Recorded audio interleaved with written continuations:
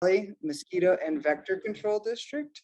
She did a great presentation at this year's annual conference, so I asked her to kind of expand upon her presentation.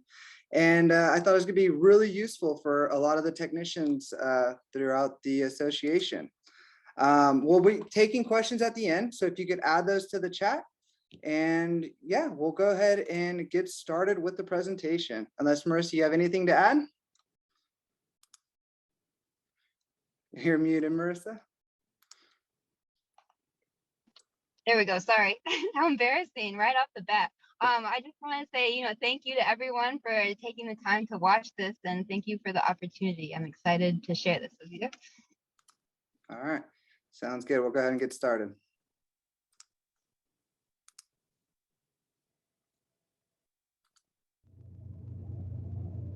Hello, my name is Marissa Kelling. I have been a technician with the Coachella Valley Mosquito and Vector Control District for a little over 2.5 years now, and I'm very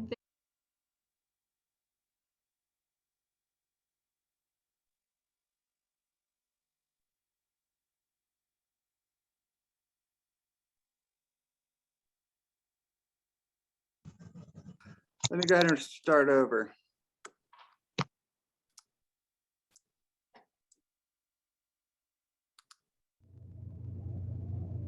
Hello, my name is Marissa Kelling. I have been a technician with the Coachella Valley Mosquito and Vector Control District for a little over 2.5 years now, and I'm very, very excited to be presenting the benefits of building a working relationship with homeowner associations for mosquito control in the Coachella Valley.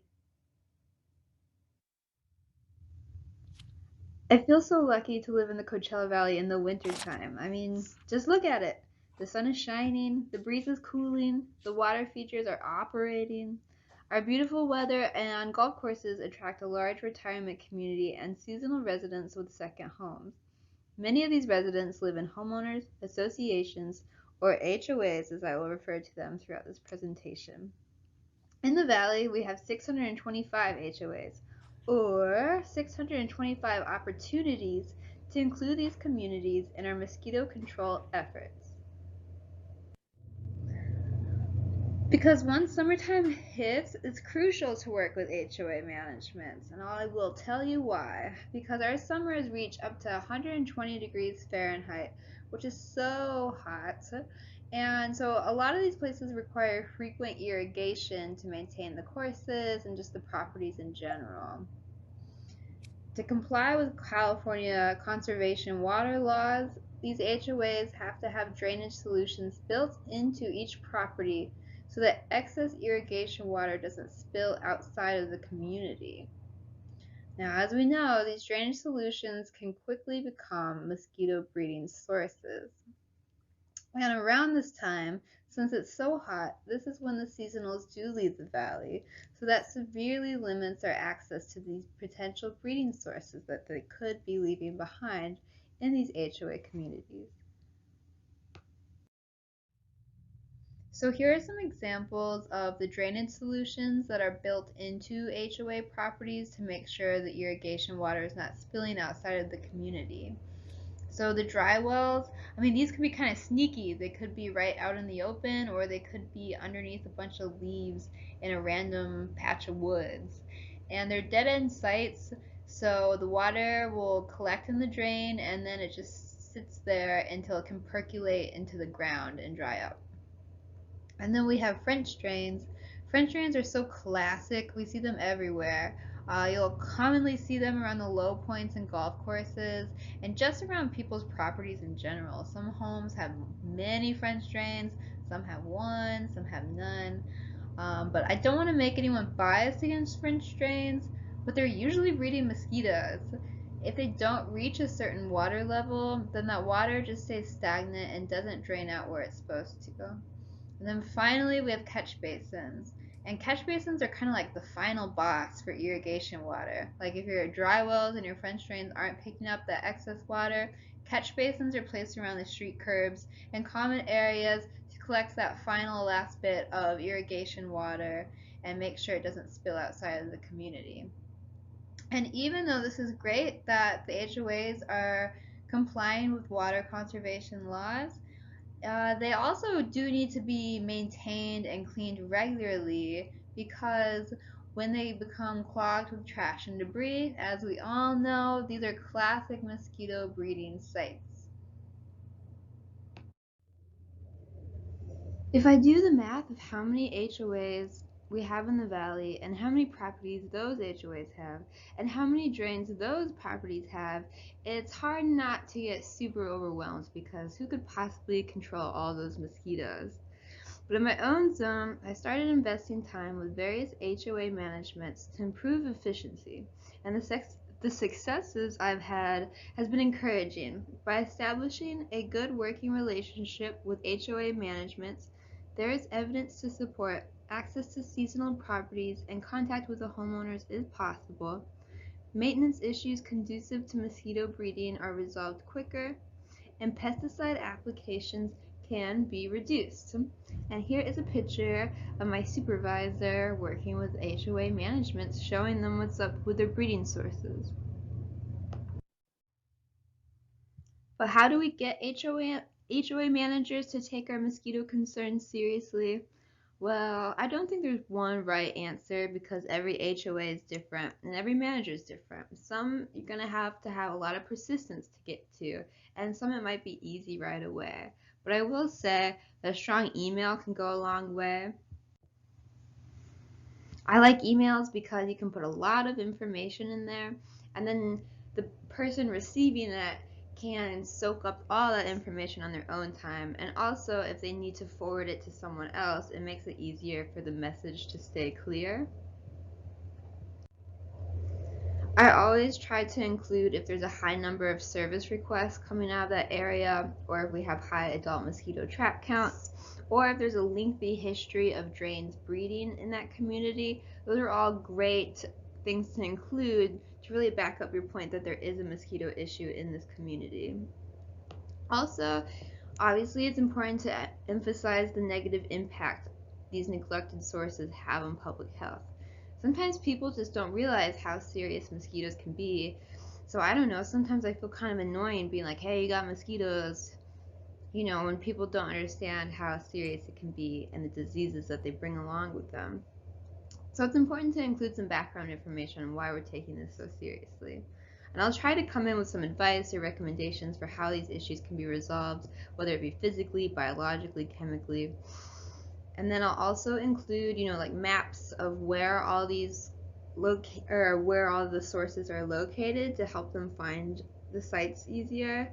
And of course, photos and videos go a long way because seeing is believing. So sometimes people don't really realize how much of an issue something is until they get a big old picture of their irrigation water valve leaking and mosquitoes are breeding inside of it. Videos are super helpful. Sometimes it's just nice to throw in some larvae so they can see, hey, these are physically moving larvae in your community. Let's clean it up. I don't know. I do think like pictures and educating the HOA is the most important thing because it really does take a community. So we have to spread our message, and I think emails are a great way to do so. I just wanted to throw this example in because it's like the ideal email from a HOA manager I received.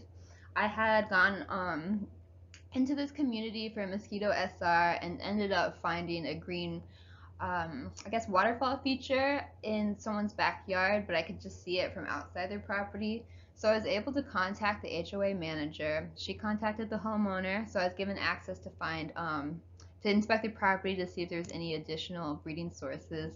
I did find a dry well as well. So I sent her photos, and here in this email, she's thanking me for the explanation of the photos, that she contacted the homeowner and he will have the problem rectified immediately. And she also mentions I usually email a newsletter to all of our homeowners in November. So she was asking if we have any information that she can include, which is a great opener to say, yes, Judy, we have all the information, and we were able to really develop this strong relationship in that community with Judy for the longest time.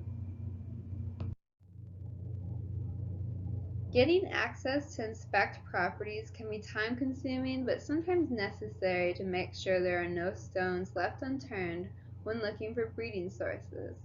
In our busy summertime, we receive a high volume of mosquito service requests. A majority of those are for the Aedes aegypti mosquito property inspection. So we will typically inspect the original caller's property and then expand the inspections to neighboring homes to ensure that the breeding source has been taken care of. If we aren't able to make contact that day, we will leave this notice requesting a call back so the homeowner can, get home and then make their appointment with us. But since seasonal homeowners aren't home during the busiest season, they likely won't receive this notice. So multiple SRs are generated in neighborhoods where many properties remain uninspected. HOA managements can help reduce this issue by contacting the residents to notify them of mosquito issues and upcoming inspections. This is an example of an open residential neighborhood where I was experiencing a very high volume of Aedes service requests. The work was getting to be so much that I actually had my fellow technicians help me out in this area. So one day a week, we were all conducting a door-to-door inspection campaign. If the homeowner was not in at the time that we were knocking, we were leaving one of those notices from my previous slide so that the homeowner could contact us when they received it. Unfortunately, after 4 weeks, we were still only able to inspect 43% of the property. That means 57% of the homeowners did not respond to our notice or never received the notice. And so when you look at that map, you can just see, well, there's probably a lot of potential breeding sources still remaining. So even though the work did help the service requests I was getting at the time, it didn't completely eliminate all those calls because so many potential sources still remained from people not responding to the notices or never receiving them. Now, in contrast, this is a map of an HOA community where we started receiving a high volume of Aedes service requests. Luckily, the HOA manager had called in a service request and given his contact information to the Aedes technician that helped him out that day. The technician then passed on the contact info to me, and I was able to coordinate a great campaign that our Aedes team conducted where management notified all the residents that this would be happening on a specific day. So, he briefed the residents on the mosquito issue, how there would be a team of technicians on site on a specific day, and kind of what the process of inspection entails for their properties. So he was giving them a heads up, but kind of also saying like, this is happening, which was very helpful because the day that team arrived to do all those Aedes inspections, they were able to inspect 81% of the properties in that HOA community. 19% was notice posted only because the properties were gated and locked, so they had no access to them. But all the open properties, they were able to get in and eliminate or treat those breeding sources. So the service requests from this area really died down after this campaign. And I owe that a lot to not only our great Aedes team doing the work, but also to the manager who really saw this as an issue and provided that information to the residents to let them know that we were going to be there. HOA managers can not only help us with access into these properties, but they also can directly contact the homeowners to give them information about breeding sources found on their properties. We're able to have a conversation with homeowners to discuss solutions for these issues or to establish a relationship with them so that we can easily monitor concerns. Because management has put us, has connected us together. Management can also share information with residents outside the valley through newsletters and links to informational resources about reducing standing water. As I said before, education really is our biggest tool for mosquito control. So the fact that they can bridge a gap between us and residents that we may not ever get to contact is a great benefit of having a relationship with them. Our public information officer, Tammy Gordon, created customized information specific to the community that the newsletter was being sent to. And I thought this was very cool. She was able to use pictures that I took of a certain community and include that in their newsletter. And she could also post on Nextdoor and Facebook. But unfortunately, the engagement was quite low, as government agency newsletters typically do have a 25% opening rate, so it was on par with that. However, in the future, I will be working with our new community liaison, Fernando, and we're kind of building from this experience to find the secret sauce to increase engagement. I think public outreach is doing an awesome job with our information and our resources, and I thought this was a very cool idea, to be honest, and I'm kind of bummed that it didn't work out as I hoped, but that is life, and I think we'll be able to create some really great things from this blueprint. This is a checklist that was created by Public Outreach, and it's another resource that HOA managers can give out to their residents. I really like it because it's a great way to gently remind seasonal residents that they don't want to leave their neighbors with a bunch of mosquitoes, and there's just a couple things that they need to do to make sure there's not going to be any water on their property. I also think that a checklist is a good idea because seasonal residents, they do have a lot of loose ends to tie up before they leave the valley for the summer. So it's just something that they could plop on their fridge and remember to do before they go. And so I am kind of excited to use this checklist for a couple of HOAs that I have in my new zone, as I think it will do really well. Another great benefit of working with HOAs is having contact with their maintenance crew that tend to these communities. A lot of the times, a maintenance issue can be a mosquito breeder, and although it could be fixed quickly, we as technicians don't have the resources to do so, and so they become sites that we have to continually follow up with to make sure they're not breeding. So having maintenance resolve these issues saves us a lot of time, a lot of a headache, especially if they're just small issues that could be resolved quickly. Like this non-draining gutter, this was behind, I don't know, I think like 5 houses, and it was just difficult to control. Everyone was having their own personal landscaper try to cover their part of the gutter, and it just wasn't really working out. So I reached out to management, and they were able to coordinate efforts with their maintenance crew to tend to the site and make sure it stays clean. I think they have it on some kind of maintenance schedule now where they'll routinely follow up and make sure it's all dried out. And then we also have a broken pond filter pump, which, to be honest, I don't exactly know how pumps work, but I do know that one was broken, and it was breeding a handful of mosquito larvae in the backyard of a resident in an HOA. And I was able to contact management. Once again, they passed it on to maintenance, and maintenance started working on it, the week after. I think after a full month, the issue was resolved, and I was able to eliminate it as a site.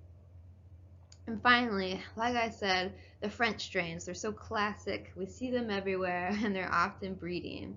So a lot of times they'll get clogged and they won't drain properly. And so it's great to get maintenance's help on this to unclog them by drilling holes at the bottom of the French drain, so that way that water can percolate into the ground. Or I've had great experience with an HOA maintenance crew actually adding BTI mosquito dunk products to all their French drains to control the breeding. So this is a chart of a community that I was working in. I had originally received a mosquito SR in July 2020. I already had 3 French drain sites there, but after July I found many more. And since that initial inspection, I was going back monthly to treat these sites. The product would normally hold up for a month, but after that they would be breeding again, and a lot of the times they'd actually be breeding 80s. And this was a smaller community, so all of these drains were kind of like right there in everyone's backyard and the common areas.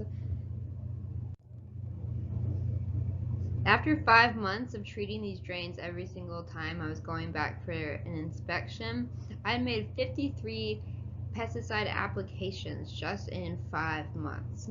And mind you, this community was at the very tip top of my zone. It was probably like 45 minutes away from my furthest site. So it was not an easy community to just continually do follow-ups in, but I was still going back and making these treatments.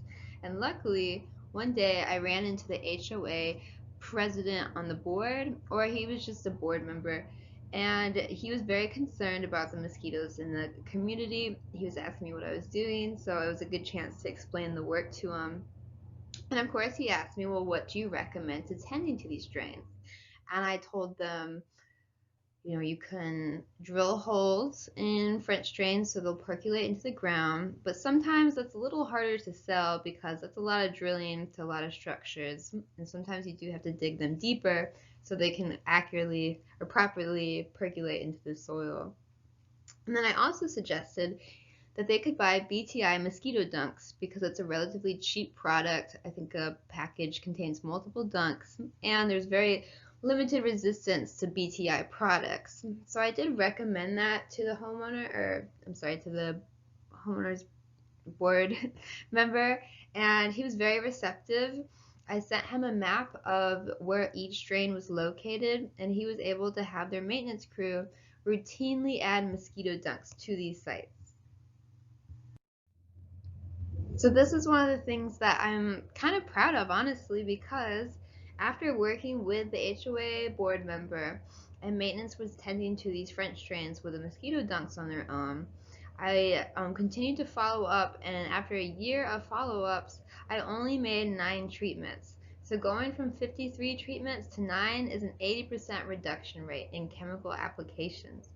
And most of the times when I was treating these sites, after we were working together, it was only because the mosquito dunk had just run out, and so I was able to notify them when a dunk was running out and they would just refill it so I wouldn't run into that issue again. But even though I am spending the time to follow up on the community, it still took me like a whole day before to tend to all the sites in this community, and it really greatly reduced my time and also the stress, because it's not one of those communities where you're like, oh my gosh, I have to get here right away. You know that they have it under control, and you're just there to provide support when needed. But yes, 80% reduction rate, we love that. So to be honest, when I started working with HOAs, I really did not have this project in mind. It was just something I was doing to make my work more effective and to honestly get a little help in my zone from these communities. But now that it's developed into a thing, it's pretty exciting. I have a new zone since I originally started on this, and so to be honest, that our district is so lucky because we have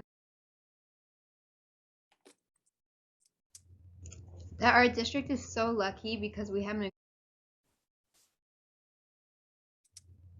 that our district is so lucky because we have an incredible public outreach department that can support us in our goal of protecting the public health. So we recently hired a community liaison, Fernando Gutierrez, who was actually a field technician as well. And so he's bringing his experience from out on the field into public outreach, and I think it's doing wonders for our program. For example, let's say you're really busy, you're working in an HOA community, you can just reach out to Fernando and say, hey, I'm noticing a big issue in this community, can you send them some resources? So Fernando's put together this 80s toolkit where it has things like repellent tips, how to protect yourself from mosquitoes, a checklist so you can make sure you don't have these potential sources in your yard, both in English and Spanish, so we're able to reach all the residents of Coachella Valley. And then they've also made this great video of Grace showing homeowners or property managers what to look for around a property. And sometimes it's just helpful to see a video and see someone actually doing the inspection, and that way they get an idea of what we're looking for.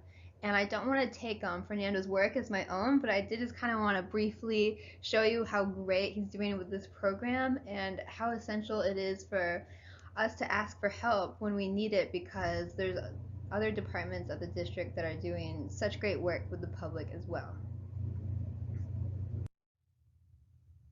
I hope I've shown you how great it can be to work with HOA managements to complete our goal of protecting public health and eliminating as many mosquito sources as possible. To be honest, I've never done anything like this before, so I was very nervous, and I just want to thank you so much for your patience and for taking the time to listen to my presentation. I especially want to thank the Coachella Valley District and all the help I've received from my coworkers, from the other technicians, from the supervisors, our lead techs, everyone in the lab. I mean, public outreach, obviously. It's hard to, I feel like I'm winning an Oscar, and it's hard to think of everyone to thank because this is so special. But I'm just glad I had the opportunity to present to you and to share what I've learned in the short time of being a technician. And I hope it's something that you can take back to your districts and benefit from as well. And please do not hesitate to reach out with any questions. My number and email is on the screen, as well as Tammy Gordon, our public information officer. Her information is on the screen as well. Thank you so much. All right. Thank you very much for that presentation, Marissa.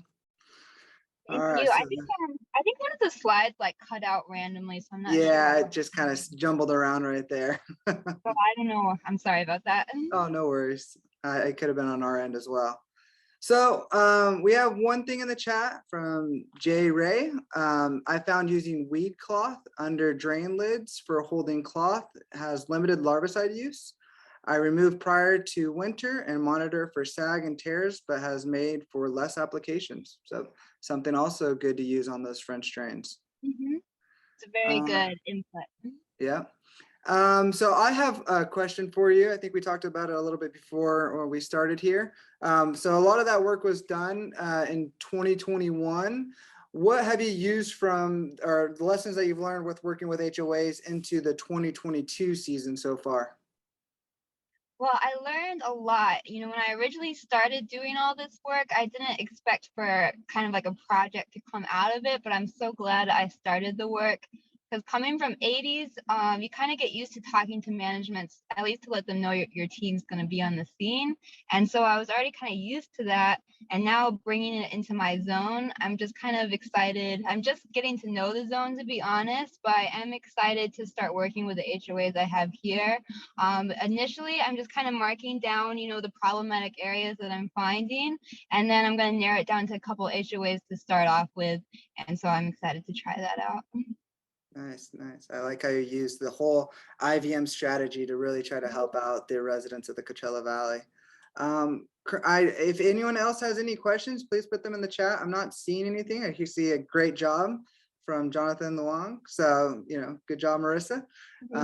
But if I don't see anything else, I think we'll go ahead and close this meeting out. Again, thank you very much, Marissa, and the Coachella Valley Mosquito Vector Control District for allowing you to give this presentation. And I think it'll be very useful for the NVCAC Association. So thank you very much. Thank you. I really appreciate it. Oh, we have one question last minute from Jessica D. Are you finding a lot of willingness from the HOA managers to work with Vector? It really depends. Unfortunately, I feel like the ones that are most willing are the ones that already are having mosquito issues. So those are pretty easy to convince the managers to help us with our work because they're already getting calls from their residents complaining about mosquitoes. So they know there's an issue there. But like I said, a strong email where you nail the problem down and let them know. I have had success with maybe unwilling HOAs kind of coming around to the idea of working with us. And that is something that I want to focus more on, is just trying to make the time to really, communicate with the HOAs and also bring in our community liaison to do more presentations for them. But, as a technician, we wear a lot of different hats. So we're educating people, we're checking the drains, we have tools to keep up with. So it definitely is a process. And I want people to know you just have to be persistent because it's not going to happen overnight. It's definitely like a lengthy process and it takes time. And that's why you just kind of have to invest a little time here and there when you can. And eventually something good should come out of it. Yeah, definitely. I think technicians are like the first line of defense. You guys are out, on the streets every single day making these connections. So I think your guys' work is great. So, all right. Sounds good. Well, I'm not seeing any other questions. So we'll go ahead and end this presentation. And again, thank you, Marissa. Thank you. All right, everyone have a good day. Thank you.